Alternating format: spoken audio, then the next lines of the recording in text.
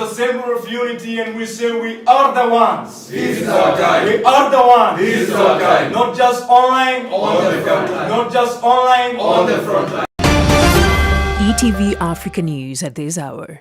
Now today, we want to release our statement on the death of our brother, our comrade, and young patriot, Albert Ojwang. Fellow Kenyans, members of the press, all generation freedom fighters. Today I stand before you, not with a speech written in ink, but with words written in anger, in pain, in truth, and in the blood of a brother whose only crime was speaking truth to power. We gather here in mourning. We gather here in defiance. We gather here for Albert Ojwang, a brilliant mind, a committed patriot, a trailblazer, a fearless blogger who dared to call out injustice and was silenced in the most brutal, inhuman, and cowardly manner inside a police cell at Central Police Station. Let me be clear. Albert Ojwang did not commit suicide. He was murdered. The OCS reports that he hit his head on a wall is not only an insult to our intelligence, it is a declaration of impunity. The DCI contradicts the OCS, and even the Cabinet Secretary for Interior is fabbling. The post-mortem confirms what we feared most, that Albert was killed. This was not an accident. It was not a mistake. It was an execution. And if the state apparatus can kill a peaceful young voice in custody, what hope is there for the rest of us?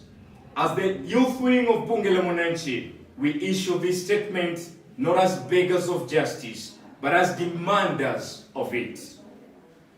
We condemn this act with the strongest terms possible. We demand an independent investigation, not by police investigating police, but by a public tribunal, including representatives, youth representatives, human rights defenders, and international observers. We are not safe, we are not protected, and we shall not live in a country where being outspoken is a death sentence. Albert's blood now cries from the soil, and we shall answer that cry, not with more violence, but with resistance, with strategy and clarity of purpose. And on the protest and the spirit of our generation, yesterday we began as a peaceful and powerful demonstration for justice, a movement by Gen Zs, millennials, and patriots across Kenya, but it was hijacked, infiltrated, and twisted into chaos. Let us be honest with ourselves.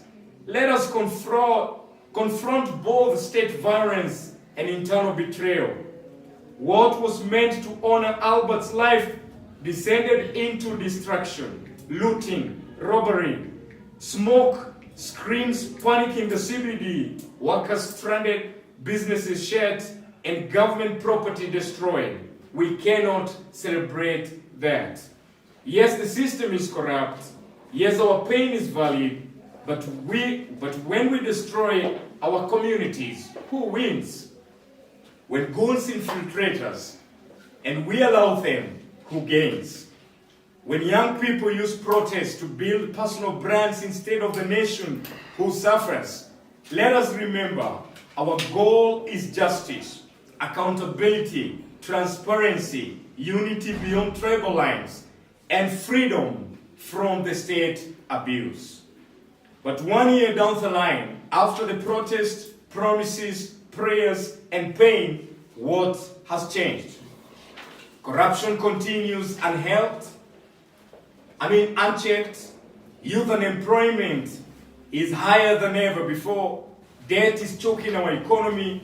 The powerful are still protected. The poor are still paying the price.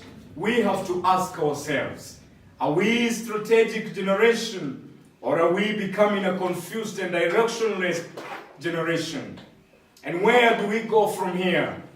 To the youth of this country, Gen Zs, millennials, students, workers, unemployed hustlers, rural warriors, and urban dreamers. This is not the time for confusion. It is time for clarity. We must turn this moment into a moment, not a moment of chaos. We must turn this moment into a movement, not a moment of chaos. We must get organized, not just online, but on the ground. We must build institutions, not hashtags. We must draft policies and not just slogans. And we must educate our peers, not exploit their pain. We must demand systemic change, not token positions in youth boards and PR committees. Let us define what we stand for. Zero tolerance to corruption. Youth employment as a national emergency. Devolution of power to the grassroots. National unity beyond tribes and class. Security of every Kenyan, regardless of opinion. And a new social contract here we bring to the government. You have failed us, but we still offer you a chance to change. Listen to the youth, or you lose them forever. And to the youth of this nation, let us stop asking when things will change, and let us start saying, we are the change. Let us start saying, we are the change. To the family of Albert Ojwang, we do not just mourn with you. We will organize in his name, fight in his honor, and never forget his sacrifice. And to all Kenyans, we are standing at the edge of a knife between dictatorship and democracy, between chaos and clarity, between hopelessness and rebirth. We, the Bunge Mwananchi Youth Wing, choose a rebirth. We choose freedom. We choose justice. We choose Albert's dream, not his death, as the legacy we pursue. And so we say today, let the rogue officers be warned. The youth are not sleeping anymore. We are awake, we are aware, we are organized, and we are coming. Thank you very much. And as I finish, I will just add by saying this. This is a very sad moment for this nation, because what we are seeing and what happened to our brother Ojwang can happen to anybody. If at all we live in a nation where constitutionally we are allowed to speak our minds and actually to lobby anytime we feel something is not going well, but when we do so, we are threatened. This is not the kind of a nation we really desire to have.